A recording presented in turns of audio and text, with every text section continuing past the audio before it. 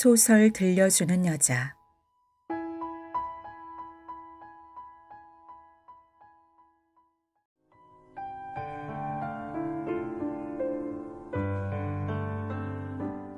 킬리만자로의 눈. 어니스트 해밍웨이.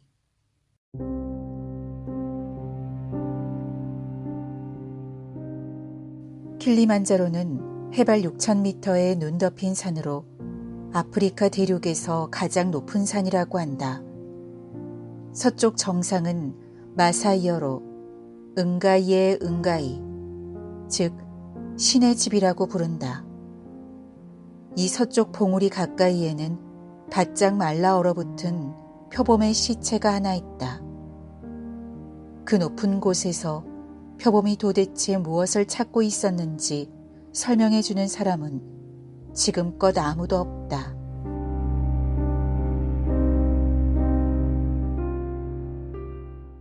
고통이 사라지다니 참으로 신기한 노릇이야. 그래서 사람들은 그것이 다가올 때를 아는 모양이지. 사나이가 말했다. 정말이에요?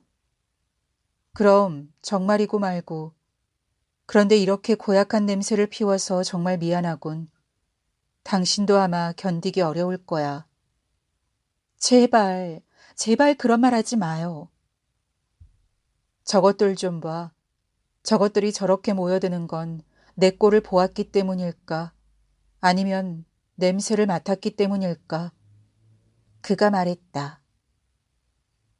그가 누워있는 침상은 미모사 나무의 넓은 그늘 속에 놓여 있었다.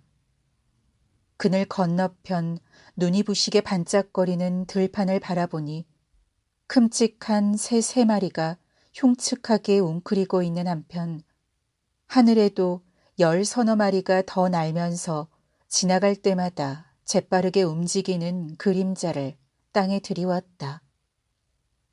저놈들은 트럭이 고장난 날부터 줄곧 저기에 있었어. 땅에 내려앉은 건 오늘이 처음이야.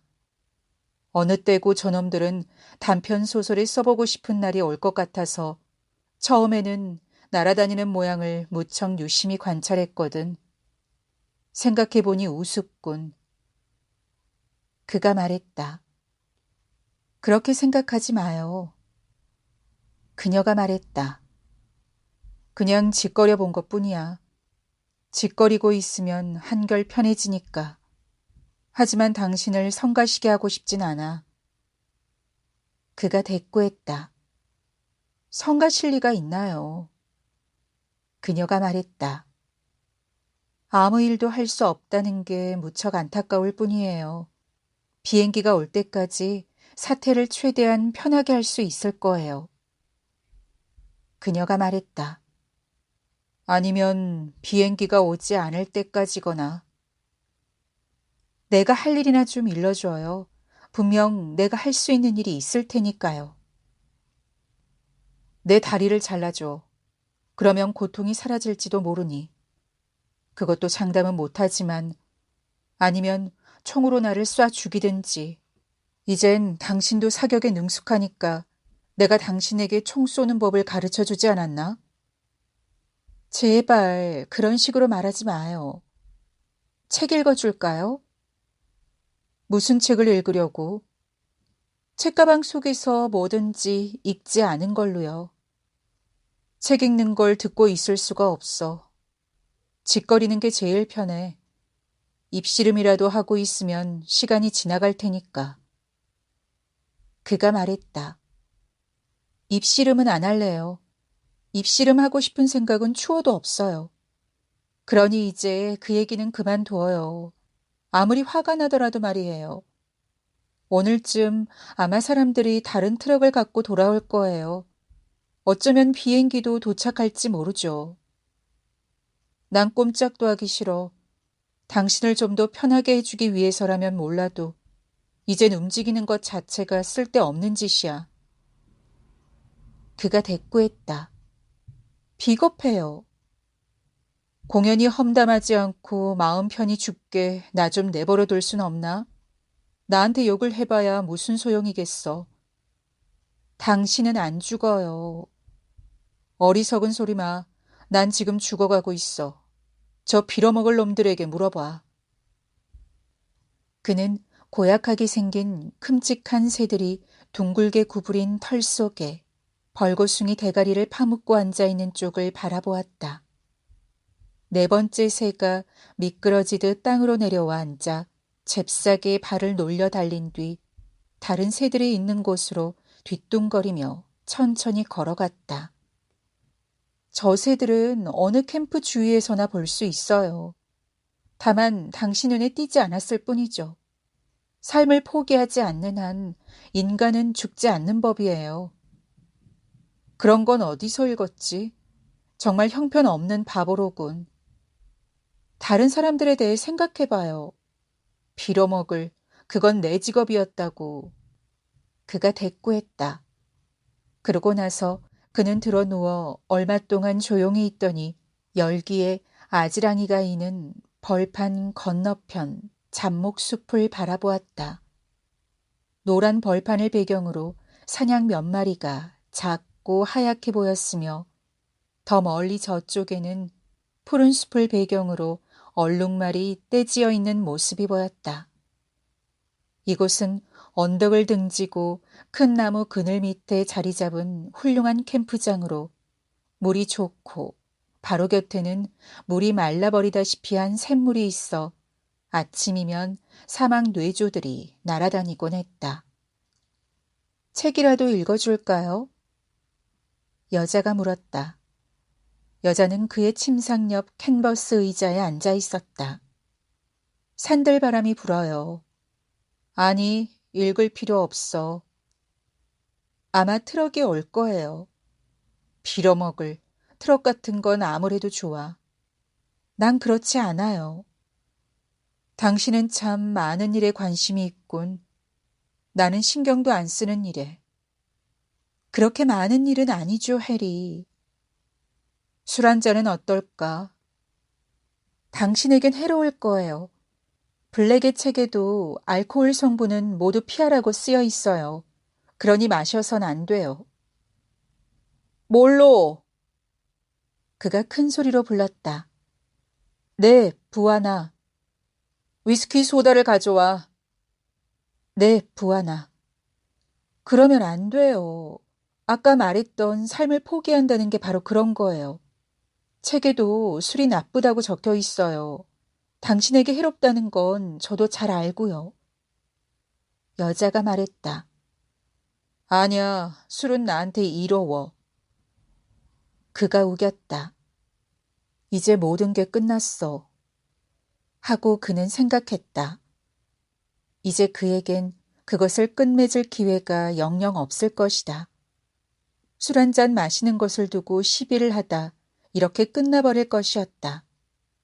오른쪽 다리에 궤저가 발생한 뒤로 고통은 전혀 느껴지지 않았고 고통과 더불어 공포감까지도 사라져 지금 느끼는 것이라곤 오직 격심한 피로감과 이렇게 끝나는 것에 대한 분노뿐이었다.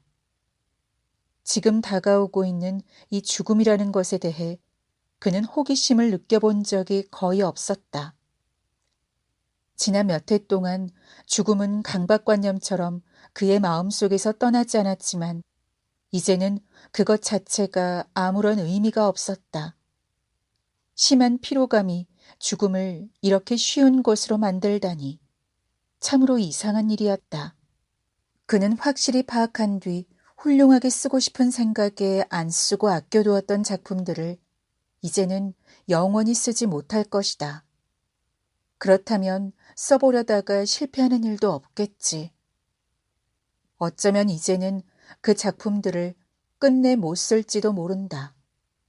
그러기에 차일피일 미루기만 하고 미처 시작하지도 못한 것이다.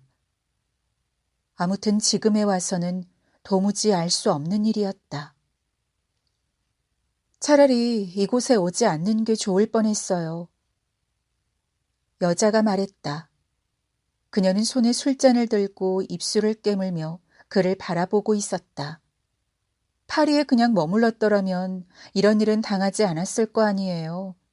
당신은 늘 파리가 좋다고 했죠.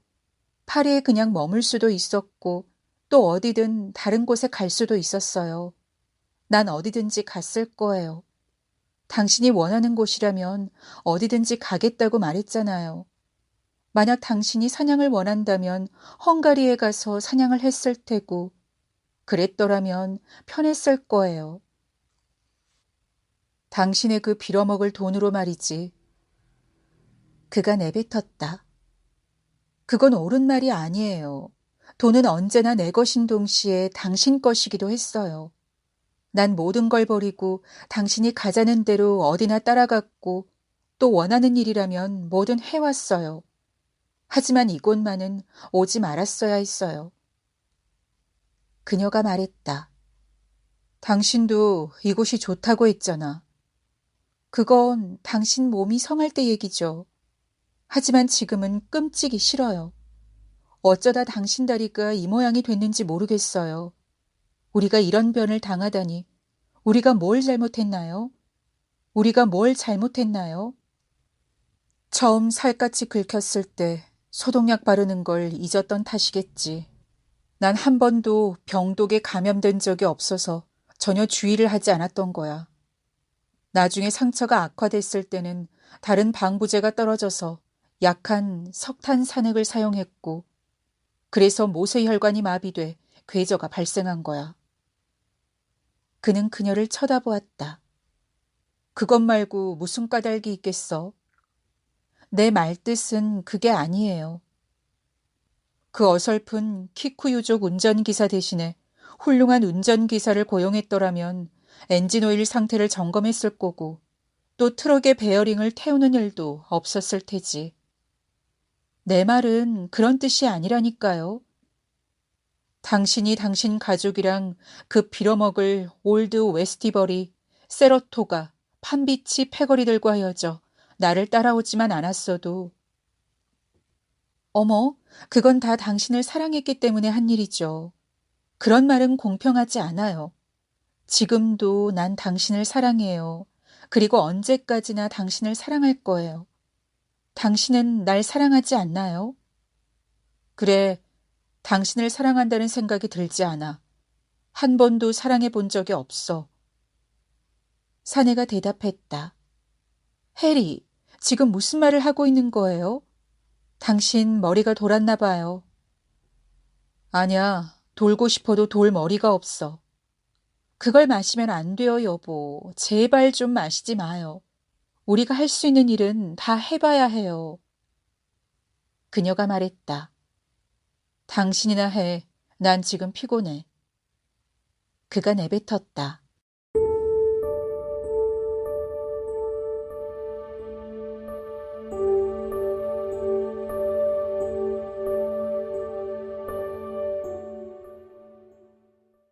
어느덧 저녁이 되었고 그는 이제 잠이 들었다.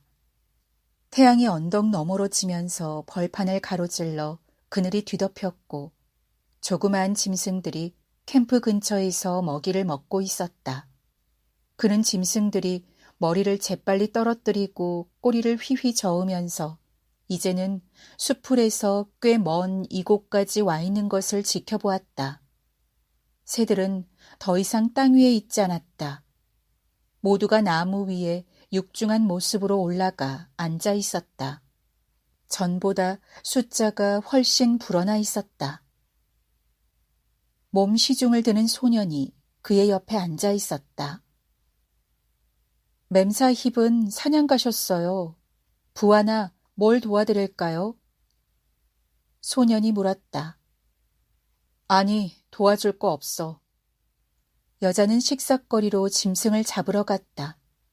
그가 사냥 구경을 좋아하는 건 잘 알았지만 그가 바라볼 수 있는 이 숲풀 속의 작은 골짜기 같은 지역을 소란스럽게 하지 않으려고 먼 곳으로 갔던 것이다. 언제나 생각이 깊은 여자지. 하고 그는 생각했다. 알고 있는 것이며 책에서 읽은 것이며 또 들은 것에 대해 무엇이든 사려 깊은 여자였다. 그가 그녀에게 접근했을 때 작가로서의 생명이 이미 끝나 있었던 것은 그녀의 책임이 아니었다. 남자가 마음에도 없는 소리를 늘어놓고 있다는 것을 여자가 어떻게 알았겠는가. 그저 입버릇처럼 말하고 편안하려고 짓거린다는 것을 여자가 어떻게 알 수 있었겠는가. 그가 마음에도 없는 소리를 짓거린 뒤부터 그의 거짓말은 오히려 진실을 얘기할 때보다 여자들에게 더 효력을 발휘했다. 거짓말을 한 것이 아니라 그에겐 얘기할 만한 진실이 별로 없었다. 그는 마음껏 삶을 즐겼고 이제는 그것도 끝나버렸다. 그러고 나서 그는 다른 종류의 사람들과 더 많은 돈, 같은 장소라도 최상의 사람들, 그리고 새로운 사람들과 어울려 다시금 삶을 계속했던 것이다. 정말 신통하게도 그는 생각하기를 단념했다. 내면이 단단하다 보면 대부분의 사람처럼 정신적으로 파산에 빠지는 일은 없었다. 이제 더 할 수도 없게 되었으니 지금까지 해오던 일에 대해서는 조금도 흥미가 없는 듯한 태도를 취했다. 그러면서도 내심으로는 언젠가 이 사람들, 엄청난 부자들에 대한 얘기를 써보리라고 중얼거렸다. 너는 실제로 그들에 속한 사람이 아니고 다만 그들 사회의 스파이에 지나지 않는다고. 그러기에 그 사회를 떠나 그것에 대해 작품을 써보리라고 말이다. 언제든 한 번은 자신의 소재를 잘 알고 있는 누군가가 그것에 대해 쓰게 되리라고 그는 생각했다. 그러면서도 그는 결코 쓸 생각을 하지 않았다. 아무것도 쓰지 않고 안일만을 추구하며 자신이 경멸에 맞지 않는 그런 인간이 되어 보낸 하루하루의 생활은 그의 재능을 우둔하게 만들었고 지필에 대한 의욕마저 약화시켰다. 그래서 결국 그는 아무것도 쓰지 못하게 되고 말았던 것이다. 그가 지금 알고 지내는 사람들은 하나같이 글을 쓰지 않을 때 훨씬 편하게 만날 수 있는 인물들이다. 아프리카는 그가 잘 나가던 시절 좀 더 행복하게 지내던 곳이어서 이곳에서 새 출발을 하기 위해 그는 이곳으로 왔다. 그래서 이번 사파리 여행에서는 안락을 최소한으로 줄였다. 고생스러운 일은 없었지만 호화스러운 사치도 없었다. 이렇게 함으로써 그는 다시 단련된 생활로 돌아갈 수 있으리라고 생각했다. 이런 식으로 그는 마치 권투 선수가 자기 육체의 지방을 없애기 위해 산중으로 들어가 노동하고 훈련하듯이 자신도 영혼에 붙은 비계살을 제거할 수 있으리라고 생각했던 것이다. 여자도 그런 생활을 좋아했다. 자극적이고 장면이 바뀌는 일이라면 무엇이든, 또 새로운 사람들을 만나게 되고 재미있는 일이 있으면 무엇이든 좋아한다고 말했다. 그래서 그는 창작 의지가 되살아나는 것 같은 착각에 빠져 있었다. 그러나 지금 이런 식으로 삶을 맞춰야 한다 해도 그 자신도 그 사실을 잘 알고 있었다. 제 등뼈가 부러졌다고 하여 제 몸뚱이를 물어뜯는 뱀처럼 자기 자신에게 맞서서는 안 될 일이었다. 이 여자에게는 잘못이 없었다. 이 여자가 아니었더라면 다른 여자가 문제의 발단이 되었을 것이다. 거짓말로 이어왔으니 죽을 때도 거짓말을 해야 할 것 아닌가. 그때 언덕 저 너머에서 총성이 한 발 들려왔다. 여자는 사격을 아주 잘했다.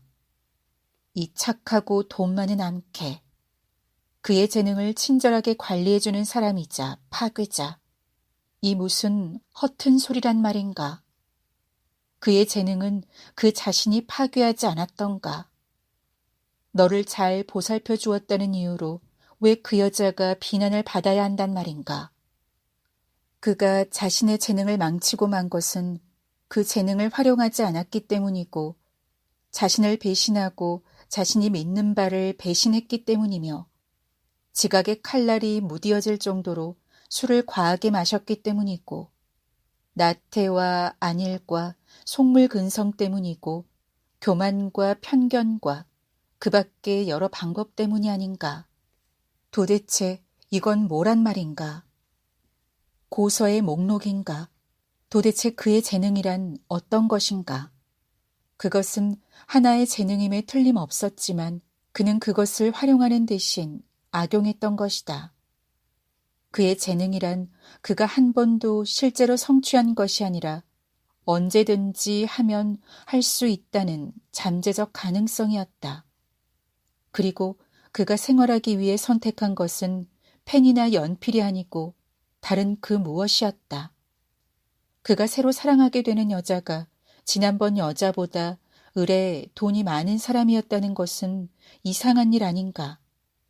그러나 그녀는 누구보다도 가장 돈이 많고 모든 돈을 갖고 있었으며 과거에는 남편과 자식들이 있었고 애인들도 있었지만 그들에게 만족하지 못했으며 지금 그를 한 작가로서, 한 남성으로서, 한 친구로서 또는 자랑스러운 하나의 소유물로 극진히 사랑하고 있었다. 그 여자를 전혀 사랑하지도 않고 오직 거짓말만 일삼고 있는 바로 지금 그가 진실로 사랑하던 때보다도 그 여자의 돈의 대가로 그녀에게 더 많은 것을 줄 수 있다니 참으로 불가사의한 일이었다. 우리는 모두 우리가 하는 일에 맞게 태어나야 하는 거야. 하고 그는 생각했다. 어떤 방식으로 생계를 이어가든 거기에는 각자의 재능이 있는 거지. 그는 지금까지 살면서 이런저런 형태로 자신의 생명력을 팔아왔다. 애정에 너무 깊이 빠지지 않아야 금전을 제대로 평가하는 법이다. 그는 그 사실을 알아차렸지만 지금 역시 그것에 대해 작품을 쓸 수는 없었다. 쓸만한 가치가 아무리 충분하다 해도 쓰고 싶지 않았다. 바로 그때 그녀의 모습이 시야에 들어왔다. 빈터를 가로질러 캠프 쪽으로 걸어오고 있었다. 그녀는 승마용 바지를 입고 엽총을 들고 있었다.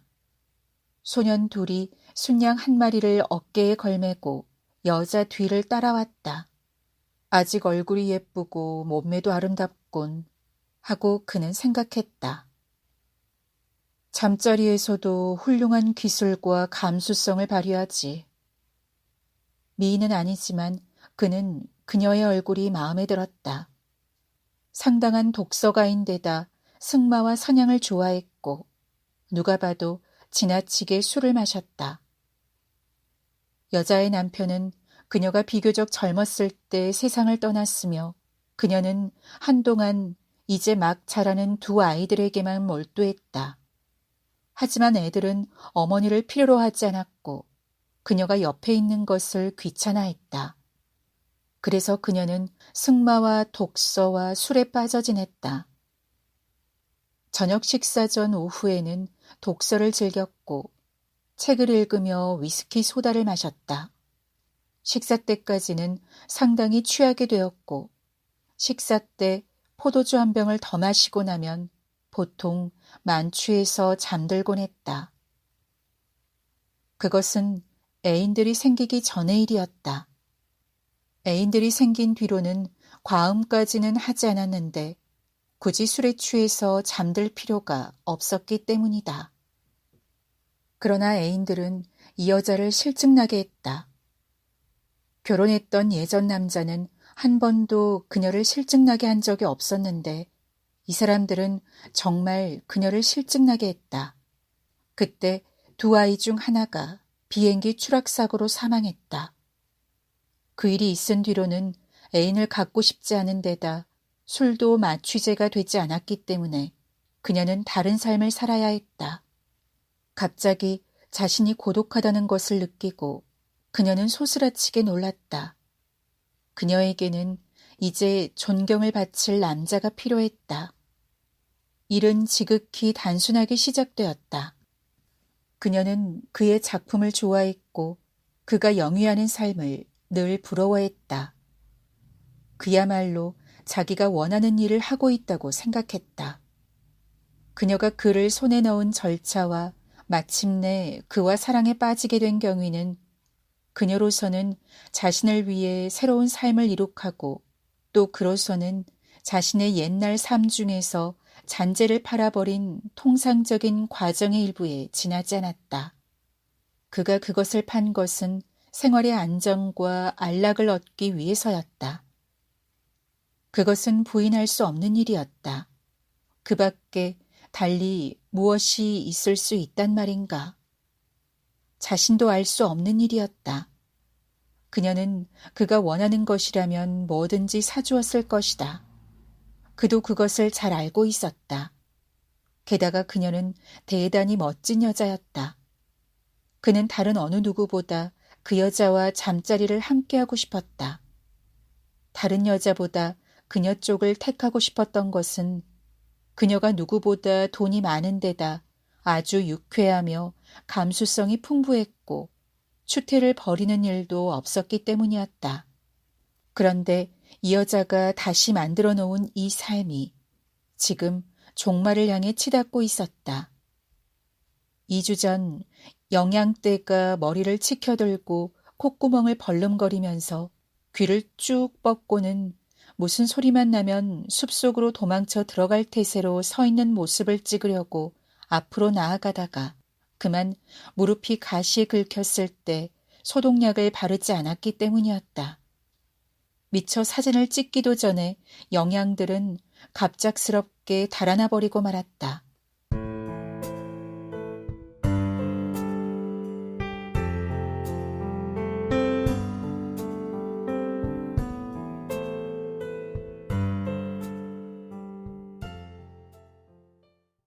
그때 여자가 가까이 다가왔다.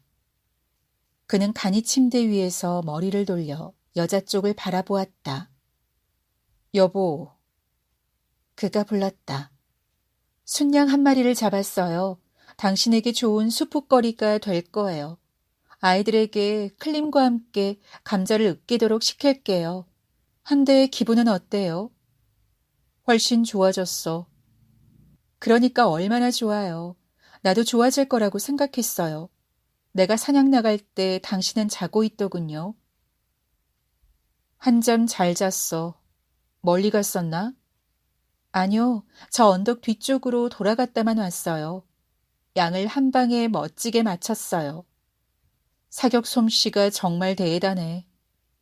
내가 사냥을 좋아하잖아요. 그래서 아프리카가 좋아요. 정말이에요. 당신 몸만 성하면 사냥이야말로 이 세상에서 제일 재미있을 텐데. 당신과 함께 사냥 떠나는 게 얼마나 재미있었는지 당신은 모를 거예요. 난 이 지방이 좋아졌어요. 나도 좋아. 여보, 당신 기분이 좋아진 걸 보니 얼마나 기쁜지 몰라요. 당신이 아까 같은 기분이라면 정말 견딜 수 없을 것 같아요. 다시는 내게 그런 식으로 말하지 않을 거죠? 약속해 주는 거죠? 그래, 약속해. 내가 무슨 말을 했는지 기억이 안 나. 그가 대답했다. 나를 짓밟을 필요는 없잖아요. 안 그래요? 난 당신을 사랑하고 또 당신이 원하는 것을 해주고 싶은 중년 여자일 뿐이에요.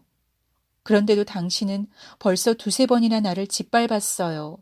그러니 다시는 짓밟지 않을 거죠? 당신을 잠자리에서 두서너 번 늘씬하게 짓밟아주고 싶군. 그가 말했다. 그렇게 해요. 그거야말로 기분 좋게 짓밟히는 것이죠. 우린 그렇게 짓밟히도록 만들어져 있는걸요. 내일은 비행기가 도착할 거예요. 그걸 어떻게 알지? 확실해요. 오기로 돼 있으니까요. 아이들은 벌써 나무를 베고 연막을 피워올릴 풀을 준비해놨어요. 오늘도 아래쪽에 내려가 보고 왔는걸요. 비행기가 착륙할 땅도 충분하고 양쪽 끝에 연막을 피워올릴 준비도 해놓았어요. 왜 비행기가 내일 온다고 생각하는 거지? 꼭 올 거예요. 이미 예정된 날짜가 지났잖아요. 그러면 읍내에 가서 당신 다리를 치료하고 그러고 나선 우리 둘이서 멋지게 서로를 짓밟기로 해요. 전처럼 끔찍한 말은 하지 말고요. 같이 술이나 한잔할까? 해도 저물었으니. 꼭 한 잔 해야겠어요? 이미 한 잔 했는걸. 그럼 한 잔씩 같이 해요. 뭘로? 레티두이 위스키 소다. 그녀가 소리를 질렀다. 목이 물리지 않게 장화를 신는 게 좋을걸. 그가 그녀에게 말했다. 기다리고 있다가 목욕한 뒤에 어둠이 점점 짙어가는 동안 두 사람은 술을 마셨다. 아주 캄캄해지기 직전 이미 총을 쏠 수 없을 만큼 햇빛이 없을 때 하이에나 한 마리가 들판을 가로질러 언덕을 돌아 제 길을 갔다. 저 빌어먹을 놈은 매일 밤 저기를 가로질러 가는군. 사내가 말했다. 2주일 동안 매일 밤이야. 밤에 소리를 지르는 게 저놈이로군요. 난 상관하지 않아요. 하지만 징그러운 짐승이에요. 함께 술을 마시면서 같은 자리에 누워있는 게 불편하다는 것을 제외하고는 아무런 고통도 느끼지 않은 채 또 소년들이 불을 피우자 그림자가 텐트 위에서 너울너울 춤을 추는 가운데 그는 이승의 모든 것을 유쾌하게 묵묵히 체념하고 싶은 기분이 되살아나는 것을 느꼈다. 그녀는 정말로 그에게 친절하게 대해주었다. 그런데 오늘 오후 그는 부당하고 잔인하게 굴었던 것이다. 그녀는 멋지고 정말로 훌륭한 여자였다. 그러나 바로 그때 자신이 죽을 것이라는 생각이 갑자기 그의 머리를 스쳐갔다. 그 생각은 갑자기 떠올랐다. 물이 세차게 흐르거나 바람이 불어닥치듯 그렇게 온 것이 아니라 느닷없이 고약한 냄새를 풍기는 공허감처럼 갑자기 내습한 것이다. 그런데 이상 야릇하게도 하이에나가 그 공허감의 한 끝자락을 따라 미끄러지듯이 가볍게 스쳐가는 게 아닌가. 왜 그래요, 해리? 그녀가 그에게 물었다. 아무것도 아니야. 당신은 반대쪽으로 자리를 옮기는 게 좋겠어. 바람이 불어오는 쪽으로 말이야. 그가 말했다. 몰로가 붕대를 갈아줬나요? 지금은 붕산만 쓰고 있어. 기분은 좀 어때요? 조금 어지러워. 목욕을 해야겠어요. 곧 올게요. 같이 식사하고 침상을 안으로 들여놓기로 해요. 그녀가 말했다. 입씨름을 그만둔 건 참 잘한 일이야. 하고 사내는 혼잣말로 중얼거렸다. 이 여자와는 그다지 싸움을 하지 않았다.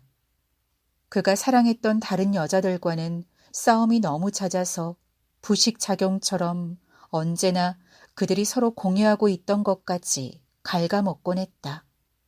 그는 너무 많이 사랑했고 너무 많은 것을 요구했고 그래서 그 모든 것을 마모시켜버렸던 것이다.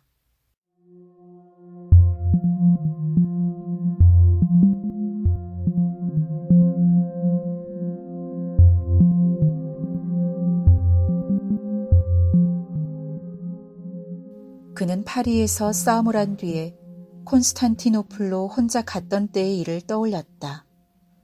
그곳에 있는 동안 그는 줄곧 창녀들과 지냈고 그 짓도 지치자 마음의 고독이 억제되기는커녕 더욱더 심해졌다. 그러자 그는 첫 번째 여자, 자기를 버리고 달아난 그 여자에게 도저히 쓸쓸한 마음을 억제할 수 없다고 편지를 써보냈다. 언젠가 한 번은 레장스 밖에서 그녀를 본 것 같은 생각이 들어 깜짝 놀라서 기절할 것 같았다든지 속이 울렁거렸다든지 어딘지 모르게 그녀와 비슷한 여자를 불바르에서 만나 뒤따라가 보려고도 했지만 혹시 그녀가 아니면 어쩌나 하는 생각이 들고 기분을 망칠까봐 두려웠다든지 하고 말이다. 어떤 여자를 데리고자도 그녀가 더욱 그리워지기만 할 뿐이라고도 했다. 그녀를 사랑하는 마음을 도저히 버릴 수 없다는 사실을 알게 된 이후 지금까지 지난날 그녀의 처사는 조금도 문제가 되지 않는다고도 했다. 그는 아주 말짱한 기분으로 클럽에서 이 편지를 써서 뉴욕으로 붙이면서 답장은 파리에 자기 사무소로 보내달라고 부탁했다. 그러는 편이 안전할 것 같았다. 그리고 그날 밤은 그녀가 너무 그리워 공허할 정도로 마음이 울렁거려 막심 레스토랑 위쪽을 배회하다 여자 하나를 꿰어 같이 저녁 식사를 하려고 데리고 갔다. 식사를 마친 뒤에 춤을 추러 갔지만 여자의 춤이 서툴러서 기분이 나지 않아 정열적인 아르메니아 창녀로 상대를 바꾸었는데 그녀가 어찌나 배를 비벼대는지 불이 날 지경이었다. 그녀는 영국 포병대 장교와 싸움 끝에 빼앗은 여자였다.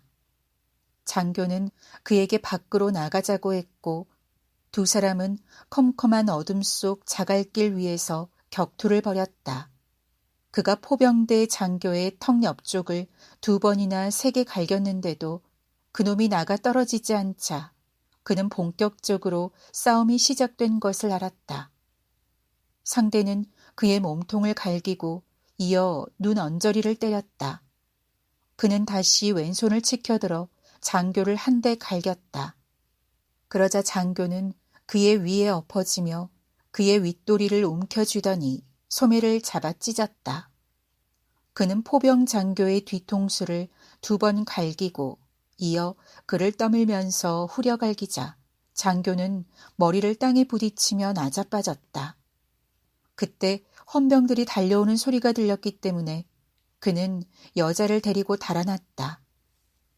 택시를 잡아타고 보스포루스 해협을 따라 루멜리 히사르를 향해 달렸다. 그리고 그곳을 한 바퀴 돌고는 시원한 밤 공기를 마시며 되돌아와 잠자리에 들었다. 그 여자는 겉모습만큼이나 너무 무르익은 감이 있었지만 부드럽고 장미꽃잎 같고 시럽처럼 끈적끈적하고 반들반들한 배에 젖통이 크고 엉덩이에 베개를 벨 필요가 없었다. 아침 첫 햇살에 정말 망측한 모습으로 여자가 눈을 뜨기 전에 그는 그곳을 나와버렸다. 그는 눈자 위에 검은 멍이 든 채 페라팔리스 호텔에 나타났다. 한쪽 소매가 없었기 때문에 윗도리는 손에 들고 있었다. 같은 날 밤 그는 아나톨리아를 향해 출발했다. 그 여행이 끝날 무렵 아편을 얻으려고 재배하는 양귀비밭을 온종일 말을 타고 달렸던 일이 생각났다. 그러자 점차 이상한 느낌이 들더니 마침내 거리 감각이 엉망이 되고 말았다. 이곳은 적들이 새로 도착한 콘스탄틴의 장교들과 합세하여 공격을 해온 장소였다. 그 장교들은 전쟁에 대해서는 아무것도 모르는 그야말로 신참병사였다. 포병대는 그 부대에 포격을 가하고 있었고 영국의 관책 장교는 어린애처럼 고래고래 소리를 지르고 있었다. 그는 그날 흰 발레 스커트 같은 것을 입고 장식술이 달린 장화를 신은 전사자들을 처음 보았다.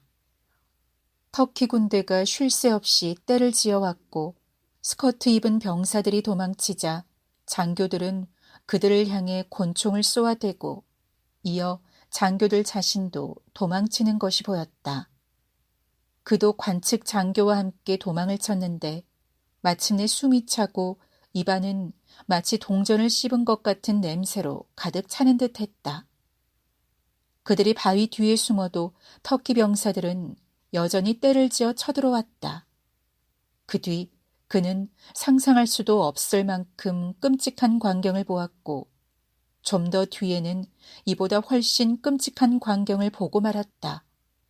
그래서 파리에 돌아왔을 때 그런 이야기는 누구에게도 말하지 않았고 누가 말하는 것을 듣는 것조차 참지 못했다.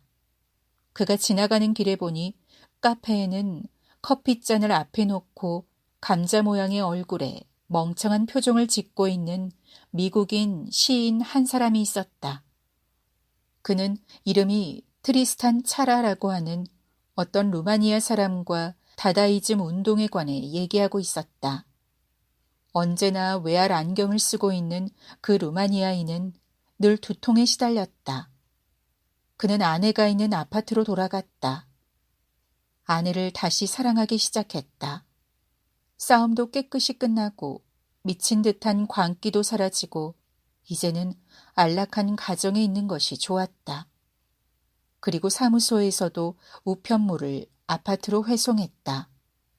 그런데 어느 날 아침 그가 편지를 보낸 그 여자한테서 온 답장이 쟁반에 놓여져 왔다. 필적을 본 그는 가슴이 철렁하여 서둘러 편지를 다른 편지 밑에 쑤셔 넣으려고 했다. 그러나 아내가 말했다. 여보, 그 편지 누구한테서 온 거예요? 이 일로 새로운 생활의 시작은 끝장나고 말았다. 그는 모든 여자와 함께 지낸 즐거운 시절과 싸움을 했던 일도 회상했다.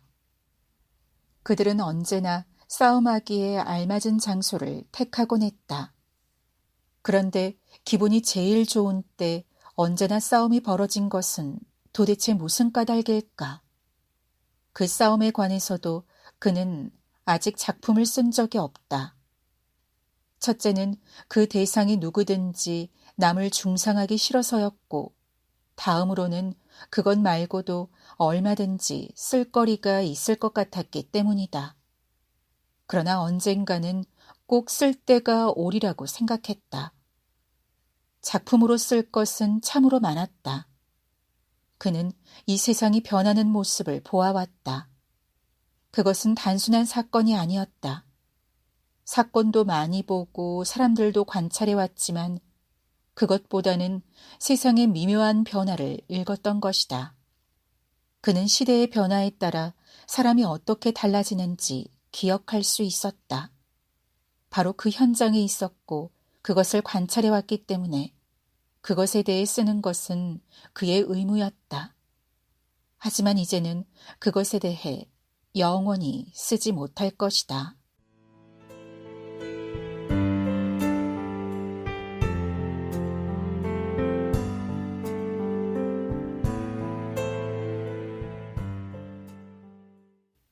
기분은 좀 어때요? 그녀가 물었다. 목욕을 마치고 텐트에서 나오는 참이었다. 좋아. 그럼 식사할까요? 그녀 뒤에는 몰로가 접는 식탁을 들고 있었고 다른 소년이 수프가 담긴 접시를 들고 서 있었다. 글을 쓰고 싶군. 그가 말했다. 수프라도 좀 들고 기운을 차려야 해요. 난 오늘 밤 죽을 거야. 그러니 기운 차릴 필요는 없어. 그가 대꾸했다. 해리, 제발 과장 좀 하지 마요. 당신 코는 도대체 어디에 쓸 작정이야? 내 넓적다리는 이제 반쯤 썩어 문드러졌다고. 빌어먹을. 수프 따위를 뭐 때문에 먹어야 하지? 몰로 위스키 소다를 가져와. 제발 수프를 들어요. 그녀가 상냥하게 말했다. 그래, 먹지. 수프는 뜨거웠다. 먹기 좋을 만큼 식을 때까지 컵을 손에 들고 있어야 했다. 그러고 나서 그는 군소리 없이 수프를 삼켜 넘겼다. 당신은 훌륭한 여자야. 나한테 신경 쓰지 마. 그가 말했다. 그녀는 스퍼나 타운앤드 컨트리 같은 잡지에서 볼 수 있었던 친근하고 호감을 주는 표정으로 그를 쳐다보았다. 과음과 지나친 잠자리 때문에 얼굴이 조금 상하긴 했지만 타운앤드 컨트리 같은 잡지에서도 그런 탐스러운 젖가슴이며 쓸모있는 넓적다리며 등허리 부분을 부드럽게 애무하는 가벼운 손을 볼 수 있었다. 그녀를 바라보면서 그녀의 친근하고 아름다운 미소를 보는 순간 그는 다시 죽음이 다가오는 것을 느꼈다. 이번에는 갑자기 닥친 것이 아니었다. 촛불을 사르르 흔들어 불꽃을 가늘고 길게 피어나게 하는 바람처럼 불어왔다. 나중에 아이들더러 모기장을 가져오라고 해서 나뭇가지에 매달도록 하고 불을 피워줘.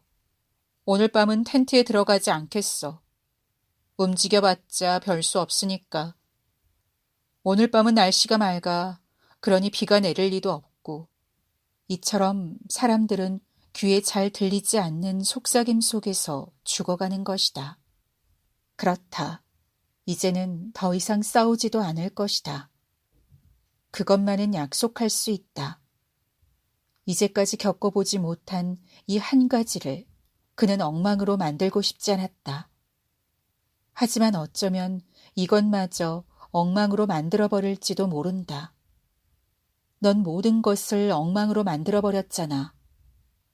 하지만 어쩌면 그는 그렇게 엉망으로 만들어버리지 않을지도 모른다. 당신 받아쓰기는 못하겠지? 한 번도 해본 적 없어요. 그녀가 대답했다. 그럼 좋아. 물론 망원경에 초점을 맞춰 넓은 시야를 압축하듯이 올바로 다룰 수만 있다면 모든 것을 한 단락 속에 압축할 수 있을 것도 같았지만 이제는 그럴 만한 시간이 없었다.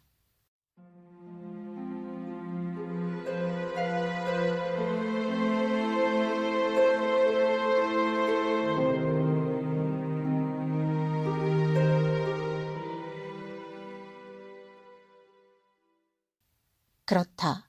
그는 아직 파리에 대해 한 번도 써본 적이 없었다. 그가 그렇게도 좋아하는 파리에 대해서 말이다. 하지만 아직 한 번도 써본 적이 없는 다른 것들은 어떻게 할 것인가? 그 목장이며 은회색 쑥이며 관계용 도랑에서 빠르게 흐르던 맑은 물이며 짙은 초록빛 자주 개자리 등은 어떻게 할 것인가? 오솔길은 언덕 위쪽으로 넘어가고 여름철 소들은 사슴처럼 수줍어했다. 가을이 되어 산에서 끌어내릴 때면 큰 소리로 울부짖고 끊임없이 시끄러운 소리를 내면서 먼지를 일으키며 천천히 움직이던 솥대. 그리고 저녁 햇살에 산 너머 봉우리가 뚜렷이 윤곽을 드러내던 일이며 달빛에 비친 오솔길을 말 타고 내려올 때 건너편 골짜기까지 밝게 비치던 일. 어둠 속에서 앞이 보이지 않아 말꼬리를 붙잡고 나무숲 사이를 내려오던 일. 그 밖에 그가 쓰려고 마음먹었던 모든 이야기가 떠올랐다. 그 무렵 아무도 건초를 가져가지 못하게 목장에 남아서 지키고 있던 얼뜨기 일꾼 소년, 그리고 사료를 조금 얻어가려고 들른 포크 집안의 심술궂은 늙은이도 말이다. 예전에 소년을 부릴 때 곧잘 두들겨 패던 늙은이였다. 소년이 안 된다고 거절하자 늙은이는 또 때리겠다고 위협했다. 소년은 부엌에서 엽총을 들고 나와 늙은이가 헛간에 들어가려고 할 때 쏘았다. 사람들이 목장으로 돌아왔을 때 늙은이는 이미 죽은 지 일주일이나 지난 뒤였고 시체는 가축 우리 속에서 꽁꽁 얼어붙어 있었는데 일부는 개들한테 뜯어 먹힌 상태였다. 그러나 시체의 남은 부분을 담요에 싸서 썰매 위에 싣고 밧줄로 동여맨 뒤 소년이 거들어서 그것을 끌고 내려갔다. 이래서 그는 소년과 함께 스키를 타고 고개를 넘어 도로 위로 나와 100km 가까이 떨어진 마을로 내려와서는 소년을 경찰에 넘겼다. 소년은 자기가 체포되리라고는 생각도 못하고 있었다. 자기는 의무를 다했을 뿐이며 그를 자신의 친한 친구라고 굳게 믿고 있었으니 체포는커녕 무슨 보상이라도 받을 줄 알았던 것이다. 그는 노인의 시체를 운반하는 일을 도와주었다. 그러니 노인이 얼마나 나쁜 사람이었는지 어떻게 자기 것도 아닌 사료를 훔치려고 했는지 다들 알고 있으리라고 생각했다. 그러므로 경찰관이 쇠고랑을 채울 때 소녀는 그 사실을 믿을 수 없어 했다. 결국 소녀는 엉엉 울기 시작했다. 이것은 그가 작품으로 쓰려고 남겨둔 이야기 중 하나였다. 그 지방을 소재로 적어도 단편소설 20편쯤은 쓸 수 있다는 것을 그는 잘 알았다. 그러나 그는 이제껏 한 편도 쓴 일이 없었다. 무슨 까닭이었을까?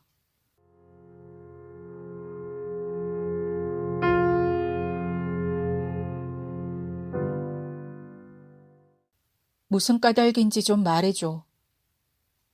그가 말했다. 뭐가 무슨 까닭이라는 거죠? 아니야, 아무것도 아니야. 그를 손에 넣은 뒤부터 그녀는 술을 많이 마시지 않았다. 그러나 다행히 자신이 살아남는다 해도 이 여자에 대해서만은 작품을 쓰지 않으리라는 것을 그는 지금 잘 알았다. 다른 여자들에 대해서도 쓰지 않을 것이다. 돈 많은 사람들은 대개가 재미가 없는 데다 술을 지나치게 많이 마시거나 주사위 노릇만 지나치게 할 뿐이다. 그들은 단조롭고 반복적이어서 지루하다. 그는 가련한 줄리언이 생각났다. 줄리언은 부자들에 대해 로맨틱한 경외심을 품고 있어 언젠가 한 번은 아주 돈이 많은 부자들은 당신이나 나 같은 사람들과는 다르다 라는 구절로 시작하는 소설을 쓴 적이 있었다. 그때 어떤 사람이 줄리언에게 그래 당연히 그들은 우리보다 돈이 많지 라고 말했다. 그러나 줄리언에게는 그 말이 유머로 들리지 않았다. 부자란 특수한 매력을 지닌 족속이라고 생각해왔는데 실제로는 그렇지 않다는 사실을 깨달았을 때 그는 다른 어떤 것 못지않게 그 때문에 망가졌던 것이다. 그는 망가진 사람들을 경멸했다. 이해는 했지만 좋아하고 싶진 않았다. 그는 극복할 수 없는 일은 없다고 생각했다. 무슨 일이든 자기만 개의치 않으면 그것 때문에 고통받을 일은 없다고 믿었기 때문이다. 좋아. 이제 그는 죽음에 대해서도 걱정하지 않기로 했다. 언제나 두려워했던 것은 단 한 가지, 고통뿐이다. 고통이 너무 오래 계속되어 그를 나가 떨어지게 하기 전까지는 누구 못지않게 고통을 이겨낼 수 있을 것이다. 그런데 지금 이곳에서 무엇인가가 몹시 고통을 주고 있었고 그것 때문에 자신이 무너지리라고 느낀 바로 그 순간 고통이 갑자기 멎어버렸다.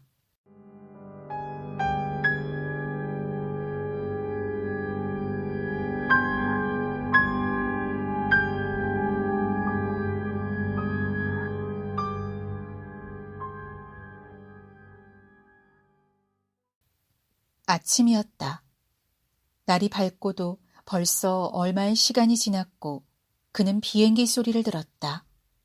비행기는 처음에는 아주 조그맣게 보이더니 점점 널찍한 원을 그렸다. 소년들이 뛰어나가 등유로 불을 지르고 그 위에 마른 풀을 쌓아 올리자 평평한 들판 양쪽에서 큼직한 연기가 두 줄기 솟아올랐다. 아침 산들바람에 연기는 캠프 쪽으로 불어왔다.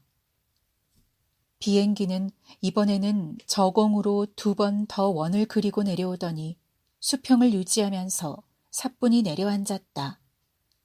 그를 향해 걸어오고 있는 사람은 옛 친구인 콤프턴이었다. 그는 느슨한 양복바지에 트위드 재킷을 입고 갈색 펠트 모자를 쓰고 있었다. 이복의 친구 어찌된 일인가? 콤프턴이 물었다. 다리를 다쳤어. 그가 그에게 대답했다. 아침 먹을 텐가? 고맙네. 차나 좀 마시지. 자네도 알겠지만 이 비행기는 퍼스모스야. 맴사 힙은 모시고 갈 수 없네. 자리가 하나밖에 없거든. 자네 트럭이 지금 이곳으로 오고 있는 중이네. 헬렌은 콤프턴을 옆으로 불러내어 그에게 말을 하고 있었다. 콤프턴이 아까보다 밝은 표정으로 돌아왔다. 지금 당장 비행기에 태우지. 맴사 힙은 다시 와서 데리고 가겠네. 아루샤에 들러 급유를 해야 할 것 같아. 그러니 어서 출발하는 게 좋겠어. 그가 말했다.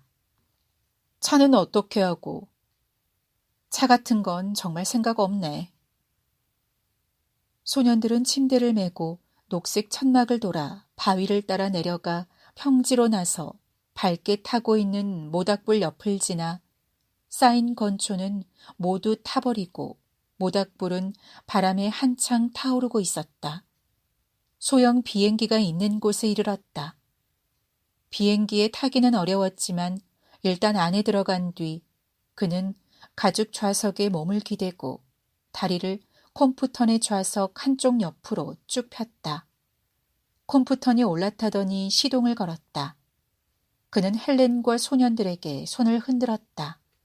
부릉부릉하는 소리가 귀에 익은 엔진 소리로 바뀌자 기체는 한 바퀴 빙 돌았고 콤프턴은 멧돼지 구멍들이 없나 하고 두리번거렸다. 기체는 요란한 소리를 내며 흔들리더니 모닥불 2개 사이에 평탄한 들판을 달리다 마지막으로 덜거덕하는 소리를 내며 공중으로 떠올랐다. 밑에 남아있는 사람들이 손을 흔드는 모습이 보였고 언덕 옆 캠프가 이제 납작하게 보였으며 저쪽 멀리 펼쳐져 있는 평원이며 나무가 울창한 숲이며 던불도 평평해 보였다. 한편 사냥길이 메마른 물 웅덩이까지 반들반들하게 통해 있었고 지금까지 그가 한 번도 본 적 없는 개울 하나가 보였다. 이제 얼룩말은 등만 조그맣게 보였고 긴 손가락처럼 벌판을 질주하는 작은 영양들의 큼직한 머리도 마치 점이 공중으로 솟아오르는 것처럼 보일 뿐이었다. 비행기의 그림자가 그들에게 접근하자 사방으로 흩어져 조그맣게 보이는 것이 달리는 것 같지도 않았다.